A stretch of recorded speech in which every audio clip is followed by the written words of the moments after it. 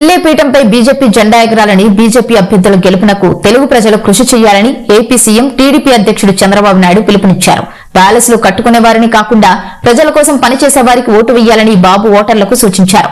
ఏపీలో జగన్ రుషికొండ ప్యాలెస్ కడితే ఢిల్లీలో కేజ్రీవాల్ శేషమహల్ నిర్మాణం చేపట్టారని, ప్యాలెస్ లోకి అడుగు పెట్టక ముందే జగన్ ఏపీలో చిత్తుగా ఓడించారని, ఇక్కడ అదే జరగాలని, ఢిల్లీ అభివృద్ధి బీజేపీతోనే సాధ్యమని టీడీపీ అధ్యక్షుడు చంద్రబాబు అన్నారు.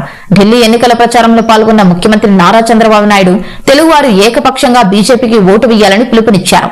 ఢిల్లీ అసెంబ్లీ ఎన్నికల్లో బీజేపీ అభ్యర్థి సంజయ్ గోయల్ కు ఆంధ్రప్రదేశ్ ముఖ్యమంత్రి తెలుగుదేశం పార్టీ అధ్యక్షుడు నారా చంద్రబాబు నాయుడు సంపూర్ణ మద్దతు ప్రకటించారు.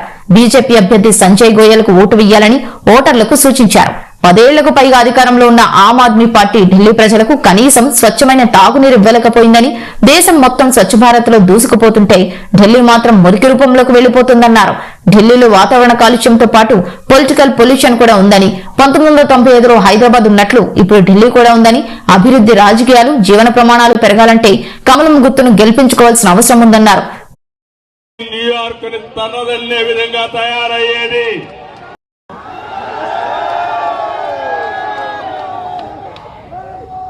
सब लोगों को सलाम लेकुम. అందరికీ మరొకసారి అభినందనలు. ఈ రోజు మనందరం కూడా ఇక్కడ బీజేపీ అభ్యర్థి